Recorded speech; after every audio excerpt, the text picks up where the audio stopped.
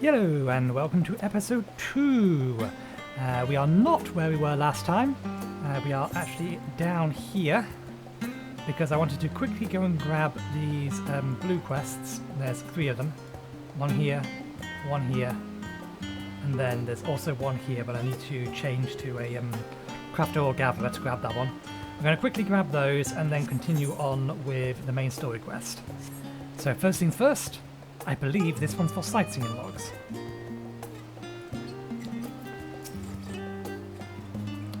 Beg your pardon, good sir. I could scarce help but notice that sightseeing log on your person. You wouldn't happen to be an adventurer my niece wrote about, would you?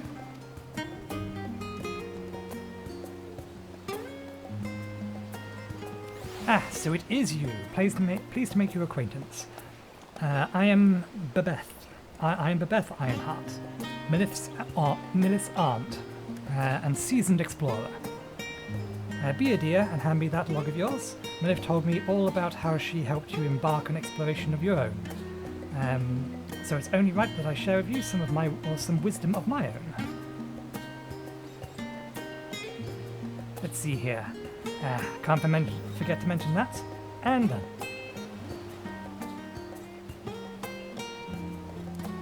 You should be all set, dear. I've jotted down everything I've heard about the most remarkable vistas the realm has to offer. Of course, a few notes I've shared are naught but... Excuse me. The few notes I've shared are naught but rumours, some describing locales so fantastical that I can't believe they exist. Where's the moon? But as I always say, the true joy of exploration lies not in the destination, but in the journey. Go forth, dear, and see what sort of journeys these hints take you on.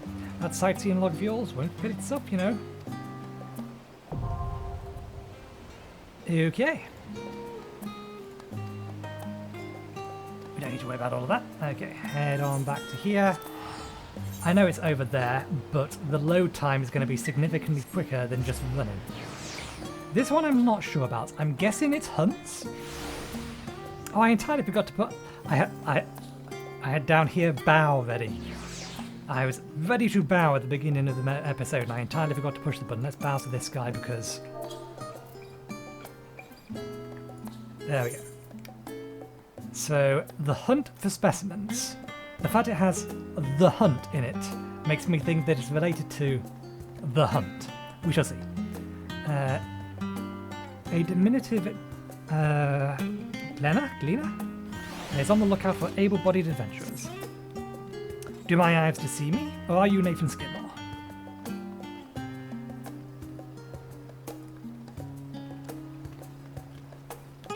Well, as I live and breathe, it is you. Ha! I knew I'd be the first to track you down. Who's the guild ship? Who's the guild ship's top hunter now? Eh? Wait, you haven't heard of the guild ship hunts? Yeah, the hunts.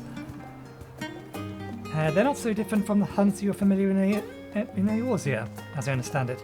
I'd wager they're far more challenging, but as an adventurer of your caliber, I would never turn down a challenge, would you? No, you would not. Pray, speak to Noumenon at the pre-style to register your interest at your earliest convenience.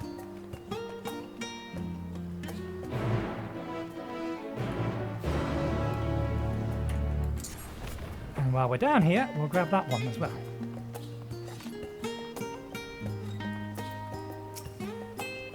Hi, I'm Noumenon. Have you come to place a bounty? Words. Have you come to place a bounty on an unruly beast? By the scholar, you're Nathan?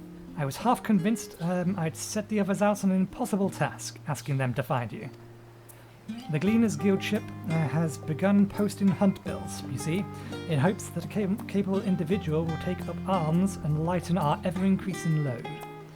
Unfortunately, capable individuals remains the sticking point.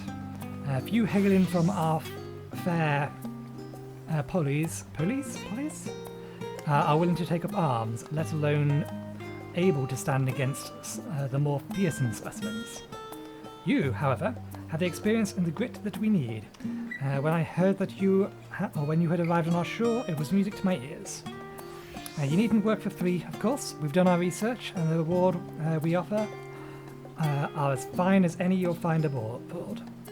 The currency we employ is relics of the time when Gleaner was a great deal less figurative. So you may find it somewhat esoteric, but it's as good as Gil here. Speaking of esoteric, you should note that the majority of our clients are scholars. You probably won't have heard of half of the creatures they send you after, but I find it best not to worry about that over much. Slay beasts, collect samples, try not to think about the long-term effects of touching said samples, get paid, simple, no? That being said, I wouldn't dream of throwing you in the deep end just yet. Let's have you start off with some junior marks so you can wet your feet. We will grab them just because it's free experience and it's going to be free Gleaner.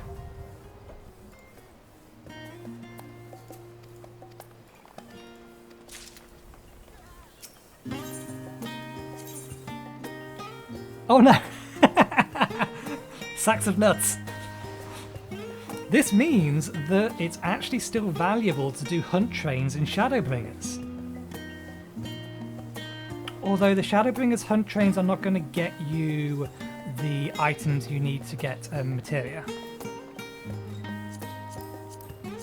Yeah, let's grab these. If we see them out and about, we'll kill them. Actually, where's the render? I want to see what they've got in here. That's where they're getting the wings from. Some people already had a full stack and they just grabbed the wings while they were here. Striking dummies in here. Not that I have a house. So this is the look of the new materia. Still distinct. And that's it. So I'm not going to need much of these for the time being. It might be useful to get... That's a mammoth. It is a mammoth.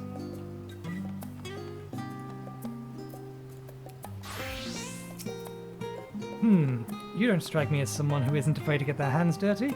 And I don't mean that as a euphemism. Are you interested in a bit of good old-fashioned hard work? But perhaps I'm getting ahead of myself. I am Greggy, one of Charlian's gleaners. It is our role to procure materials, samples, knowledge, and all you can imagine and more. Naturally, it would be difficult for any one person to comb the world each time our countrymen asked something of us. Thus we did form a guildship. The better to share information and see the requests we receive at the hands of those best suited to fill them. Some requests, for instance, are better assigned to those who demonstrate a certain degree of finesse and persistence. And the calluses on your hand tell me that you are one such person. I understand that you may feel some trepidation given the somewhat lax selection process. As you not suspected, the Forum will never officially recognize a traveller from another nation as a gleaner. Unofficially, however, we're up to our necks in requests as of late, and they're coming in faster than ever before. We'll take any talent we can get and pay good coin for it. So please, tell me if you're interested.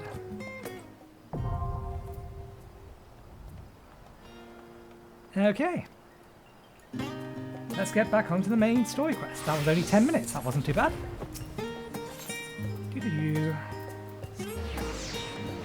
So, I've already decided that we're going to do the Charlian bit first. That's the plan. So let's go talk to our comrades and have another drink of tea.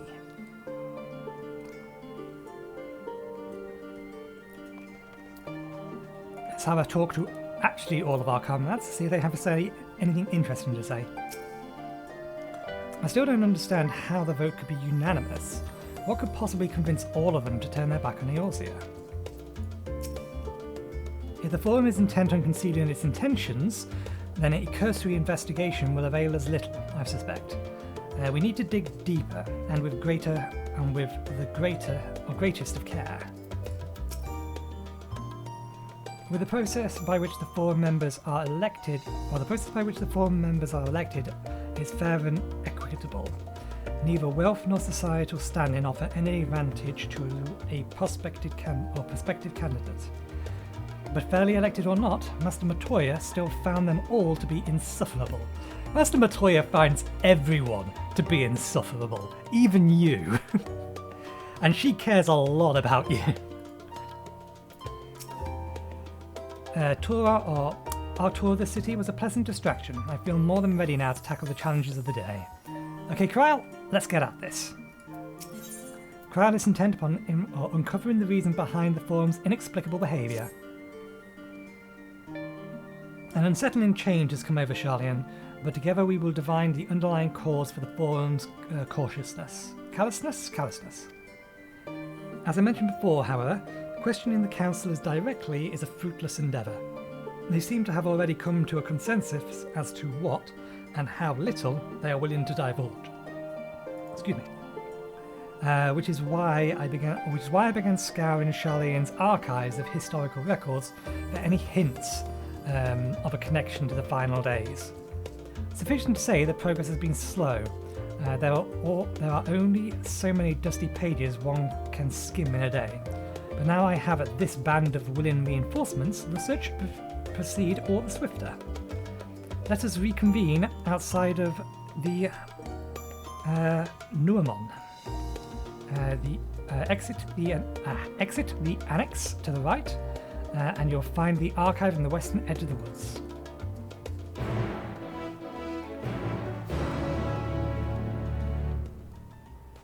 Interesting. Last time when you accepted one, it blocked off the other. This one it looks like you can quite happily accept both. But I imagine we're going to end up here anyway, so we'll do all of this and then we'll come back. Where are we heading? Teleporter will be slightly quicker, but only just.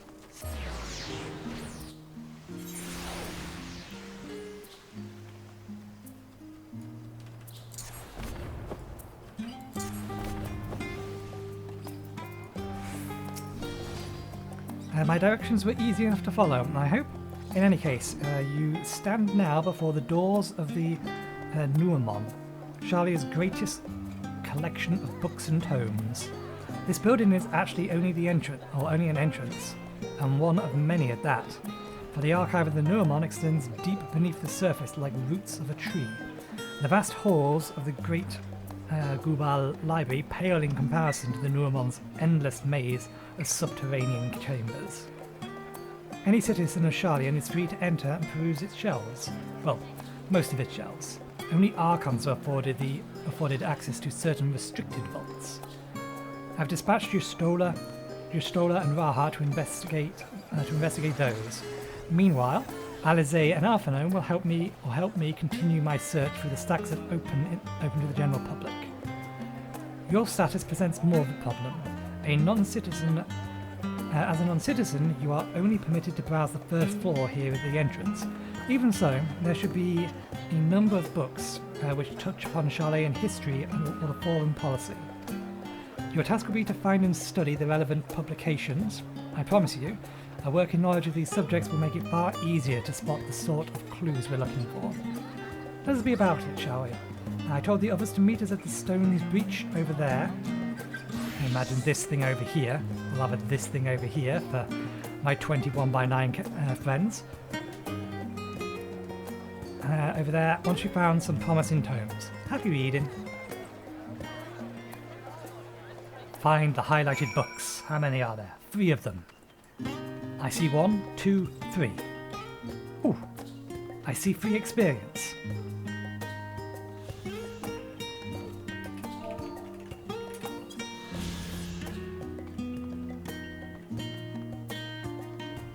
That's why I wanted to grab the sightseeing log. Specifically something like that. Sightseeing log right in main path. It's free experience, why wouldn't I? Brightly coloured books. Title reads Story of Sharlayan. Read the book. Long, long ago, an island in the northern sea, there lived a Rogodon man named unpronounceable Nancluf. Nancluf was a student of astrology. and he divined that a flood of terrifying proportion would soon sweep over the lands of Eorzea. It was so that he built a gigantic ship, assembled a crew, and set sail for that imperiled realm. The flood arrived as foretold, and their horror. Let me try that again. The flood arrived as foretold, and their horror, the strangely churning waves drove the people towards the ocean, and to their horror. That makes more sense. The two that I missed makes more sense. It was there, however, that Nancliff's crew hauled them aboard his ark, but the danger had not passed. A towering wave approached, threatening to smash the vessel into pieces.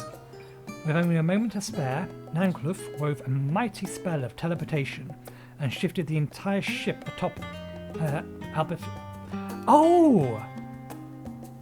Alabar's spine. Refugees from the surrounding regions huddled alongside them, but it was not long before disruption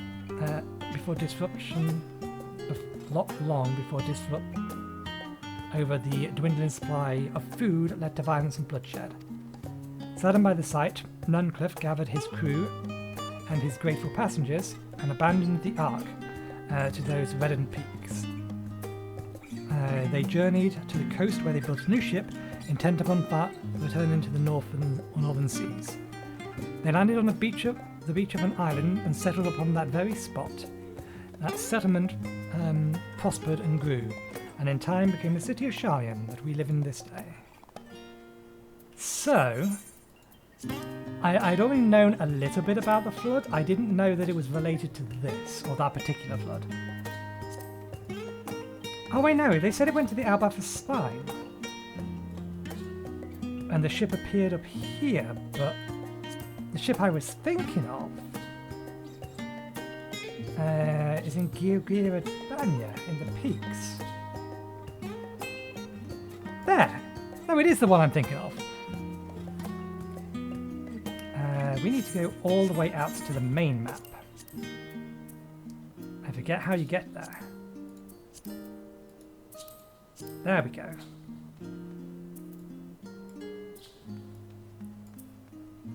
Ah, I suppose it does. So this is the spine here. So this entire mountain range, which must include this section here.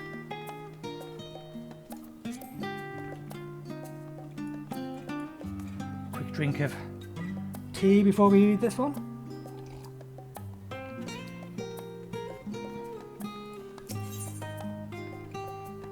Roads of Old, the colony. Many years ago, on the banks of Thalak, in the Dravanian hinterlands, a Sharlayan colony once thrived. This settlement was originally established as a mere outpost to study the ethereal sea in the year 1311 of the 6th Astral Era. Scholars dispatched to Eorzea found the facilities wanting, and their demands encouraged a gradual expansion in structures and services. As rumours spread of growing communication or a growing community of academics, the area was further inundated with Eorzean students hoping to share in the renowned wisdom of the Sharlayans. 50 years later, the Forum passed a motion to recognise what had become a flourishing town as an official Sharlayan colony. Eorzean residents took up the calling the colony itself Sharlaya, which led to no small amount of confusion when discussions turned to the subject of the motherland. In response, some Sharlayan inhabitants, if pressed for a name, would simply refer to it as the Emporium. Following the Great Exodus, however, goblins and treasure hunters claimed for themselves a corner of the abandoned colony and gave it yet another name, Idashire. The following chapters go on introducing the most prominent features of Idashire. The book does not appear to contain any information on the Forum or cover the history of Sharlayan Motherland in greater detail.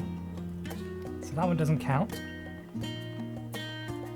There's one over there and one over there. Oh, there's two over here.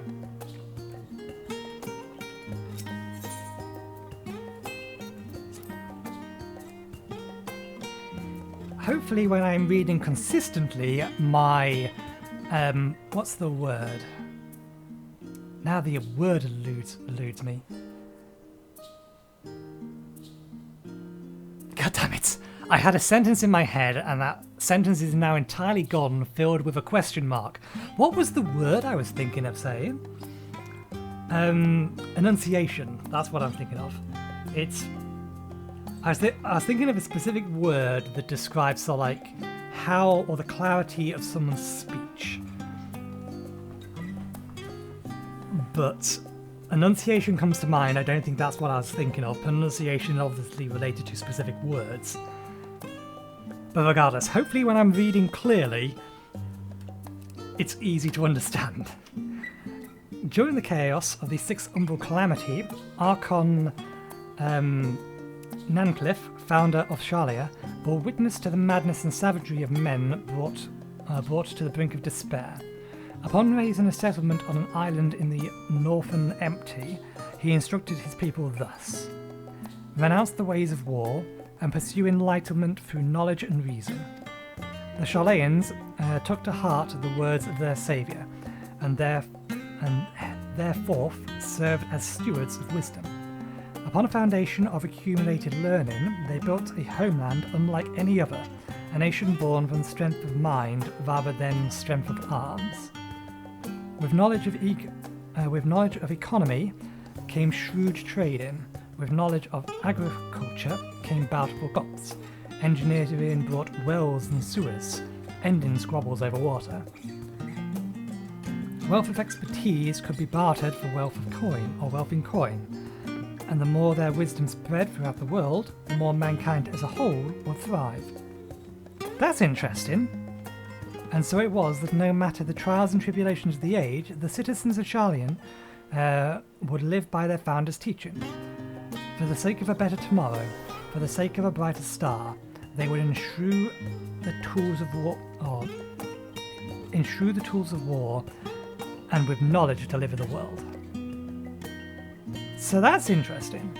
The implication of that is that Shalian was founded with the notion of sharing the knowledge, not keeping it to themselves. Okay, there's another bookshelf over there. So 2 of these are only going to be slightly relevant. My beloved seeker of knowledge, have you ever put learning before your health and neglected to feed the rest of your body as you should? Why do I get the feeling this is going to go on about the Archon Loaf? I, too, once engaged in such foolish practices, but one night, engrossed in philosophical study, I had an epiphany. For all the world's mysteries that drive us to reckless abandon, we have so few years left in our lives to achieve our goals. Thus, I do share with you this mantra. I am forever 20 summers young. The number itself is unimportant. You could be 19 or 23 or 40. Whatever age you are when you discover this manual, let that be the age you aspire to remain. Through mindful, healthy living, you will extend time available to spending upon your chosen research. Another day, another moon, another summer to grasp the greater truths you pursue. In the pages that follow, we will explore the secrets of maintaining one's physiological condition from a biological, ethereological, and arcane viewpoint. This book is on the wrong subject. Search for works which contain details in the forum. That's not what I thought it was going to be, but it was just as pointless anyway. Although the mindset is not a bad one.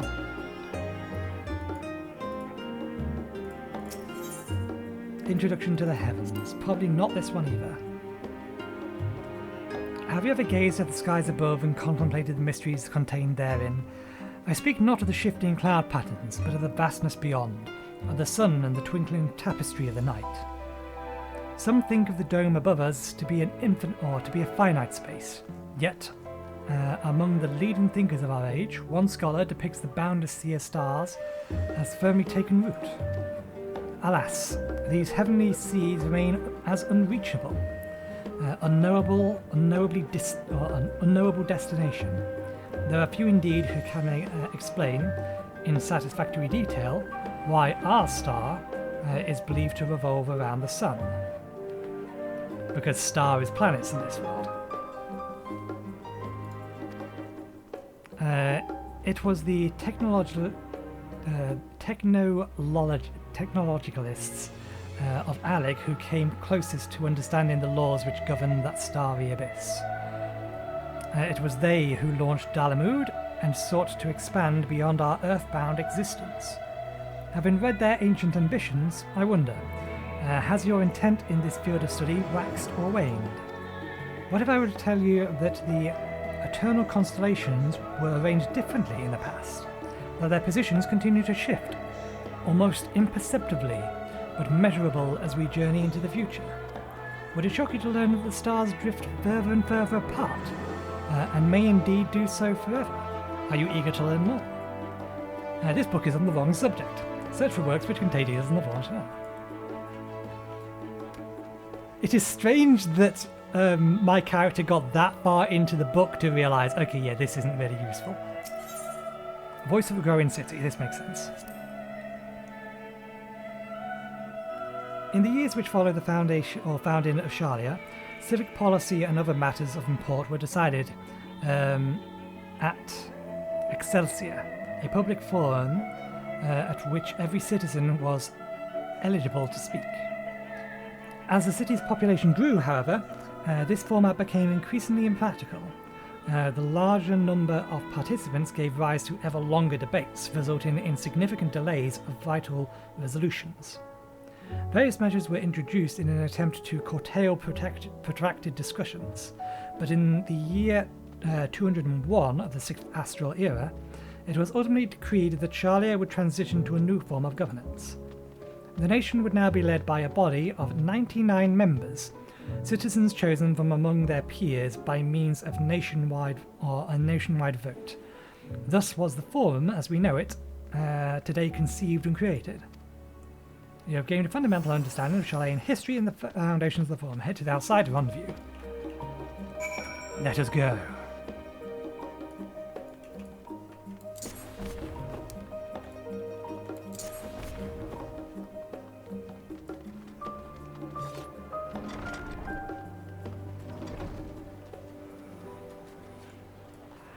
She's in here somewhere.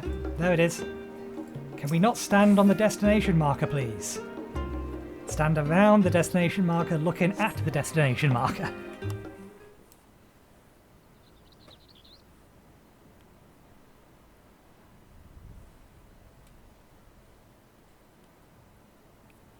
Sorry, were you waiting long?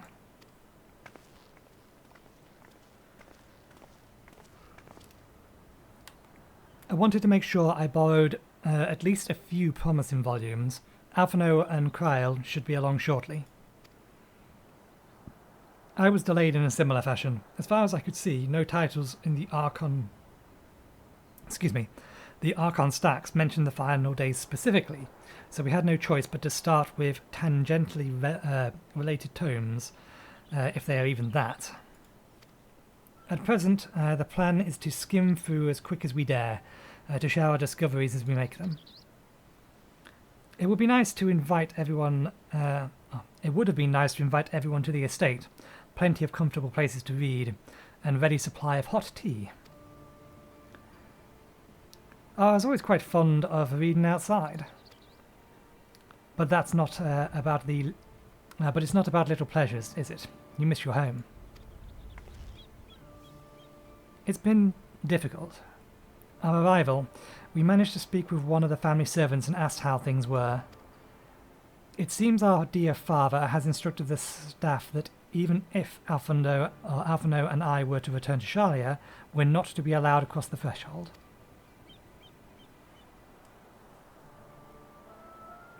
A harsh measure, indeed. I hope our efforts in understanding his position and that of the Forum will perhaps lead to a reconciliation. We'll mend this rift one day, I'm certain of it. And what of you, Graha? Have you been to visit your family, or do they not live here in the city? Ah, well, my situation is also somewhat complicated. I was raised in Shalia, yes, but I was born rather far further away. In the southern reaches of Ilsabard, in fact. For generations, my people have dwelled in Kovets, the coastal Korvos, the coastal region opposite the island of Vavnir. The Allegans founded a city in that fertile land, and by ship brought the subjugated tribes of the Mkoti to serve as labourers. Of course, the massive earthquake of the Fourth Umbral Calamity brought an end to the Empire's reign, and when the Fifth Calamity froze the sea solid, many of the tribes still living in Korvos braved the journey back to Eorzea. My ancestors, however, chose to remain. That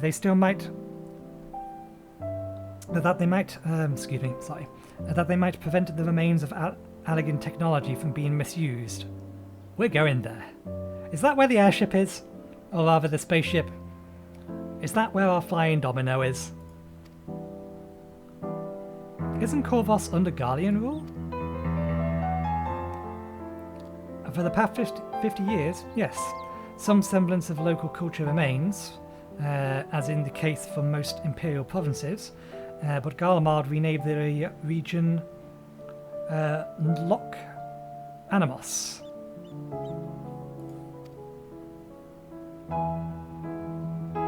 When I was a boy, a town nearby came under the jurisdiction of an illustrious imperial family, the noble house of Darnus. Oh, Darnus. That's Sid's family, isn't it?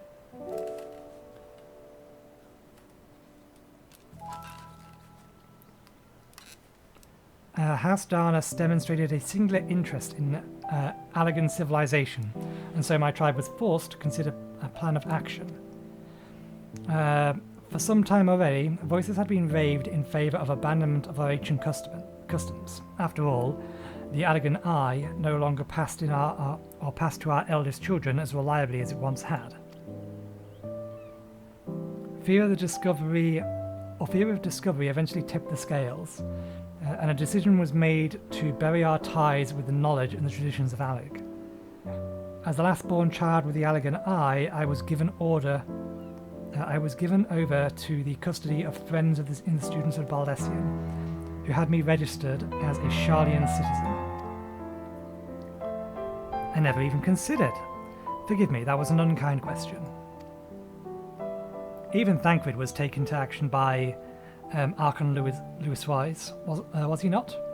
Stories of adept. My head knows that word, but I don't know how to pronounce it. Whelps? And rescued orphans are more common among Sharlians than you might think. Yet, regardless of our origins, we are all provided with an equal opportunity to learn, and with sufficient... God damn it. This is proof that I've been doing this too long today. Again, I know the word, but the word's pronunciation doesn't come to mind. Do you ever get that feeling? Persistence. That's actually not persistence. So maybe it's not what I think it is. Persipacy? I don't know. Maybe that's not a word I recognise, and that's why my mind blanks on it.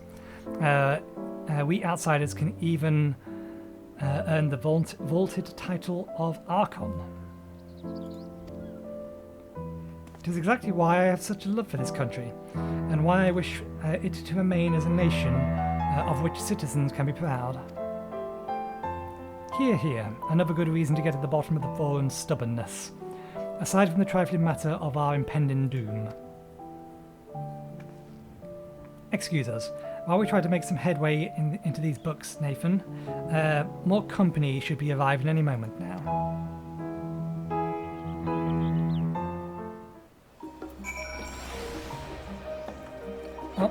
Let us wait at the destination again. Everyone's minions spawn in simultaneously.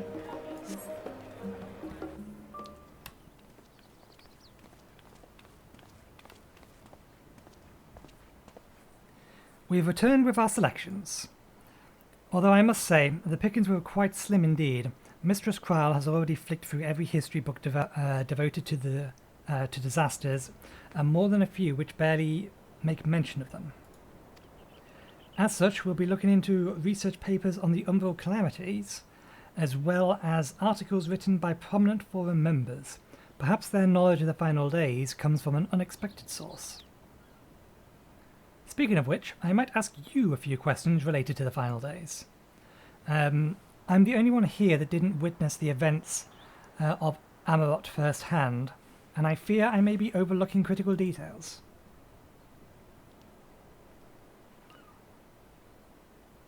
My thanks. Now, where to begin?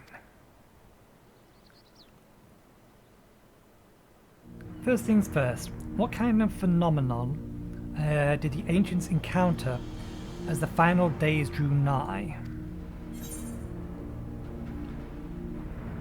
I think it's this one. Primals didn't exist yet.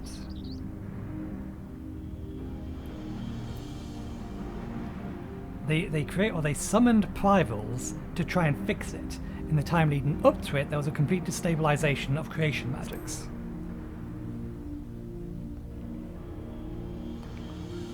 Yes, the unfolding catastrophe wrought havoc on all manner of life. The chaos extended to the ancients themselves, causing their powers of creation to spiral out of control. Fear and despair manifested in terrible, tangible fashion. Meteors raining from the sky, fires erupting from the ground, indescribable abominations prowling the street. That more or less aligns with my understandings. If only the arts of creations had survived until present day, we might have something substantial to analyse. We basically do. Primal summoning. To the best of our knowledge, however, those techniques were not preserved or passed on. Your scholars surmise that the closest known magic to that is that of primal or summoning rituals. Let me try again. Your scholars surmise the closest known magics is that of the summoning rituals promulgated by the Ascients. Was there aught else of note which heralded the approach of the ending days?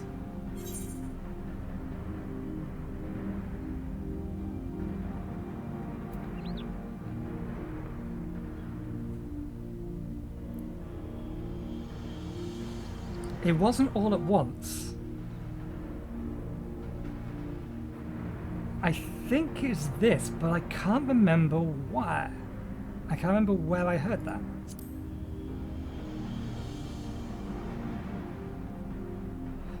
Yes. The Amarotians spoke of it, didn't they? We never did hear this sound ourselves, of course, thrust as we were into the midst of madness. But it seems like each and every one of the catastrophes was preceded by an ominous note. Eventually it resounded all across the star. Not even Amarot was spared. So the ground was crying out, you say? To be considered the harbinger of doom, it must have been quite distinctive and probably quite loud. I'll have to speak with one of the Noumemon's mammoths and ask after any book which makes mention of such a sound. Last but not least, would you describe how the ancients sought to quell this unprecedented calamity? What definitive action did they take? They summoned Zodiac.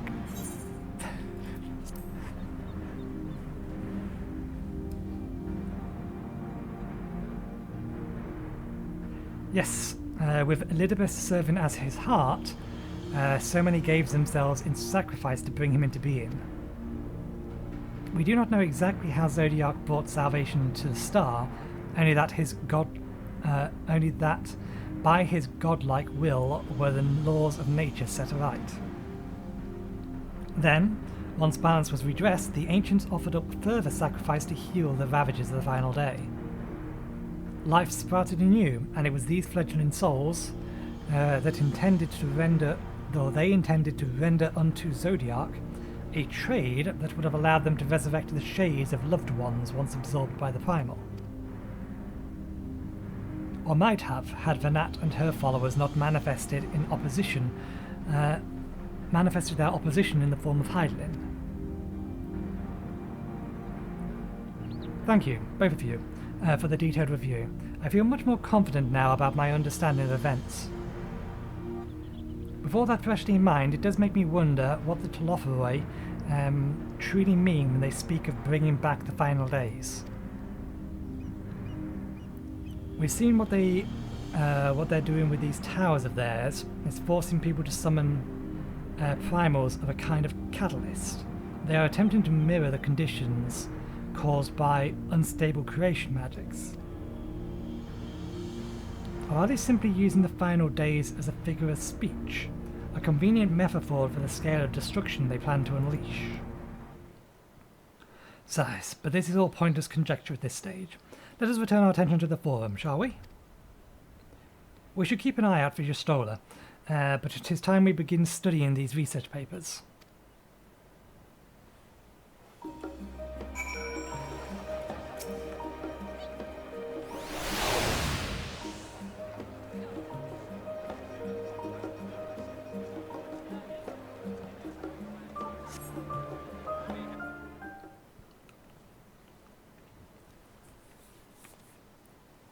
Am I the last?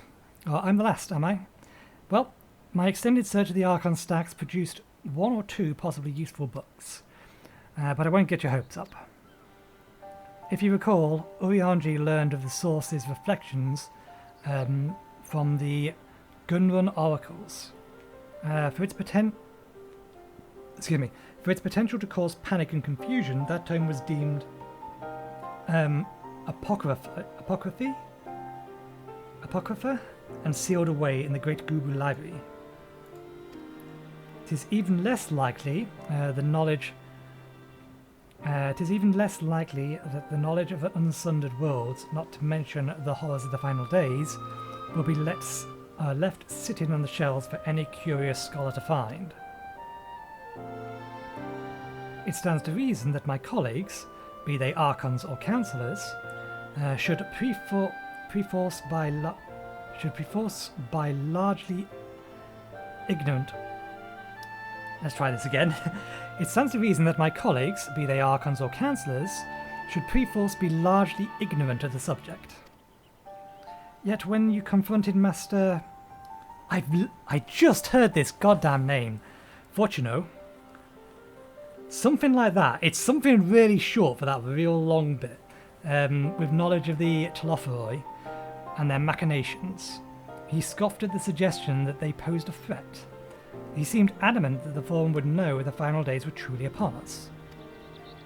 Which only supports the conclusion that whatever privileged wisdom is guiding the Forum's behaviour is being kept secret from the rest of the nation.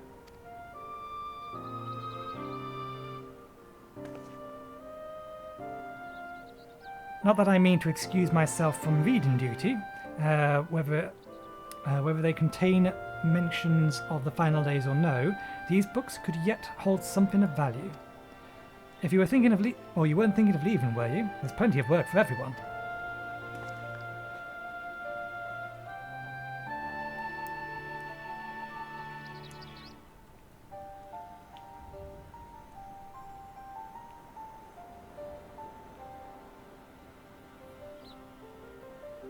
You labour for what feels like an age as your Stola's research assistant. Sounds about right.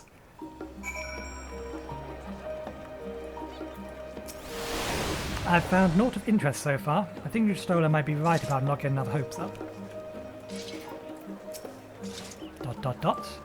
Oh, what's that say? Your efforts to gain Gra's attention go unnoticed. He appears to be lost in his reading.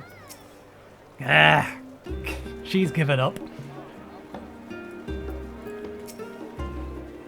Thank you for your help, but I think I can manage the rest without your assistance. If I were you, I'd steal quite a few moments for myself. Oh dear, you look exhausted. But what about your studies? Were you able to find any books on subjects I mentioned? Then the day was well spent. Should you wish to read them again, a mammoth at the reference desk will point you in the right direction. For the moment, though, I suggest you take a well-deserved rest. We might be occupied with our research for quite some time. Alrighty then. Can we get the building in shot? Let's get the building in shot. Let's go this way on.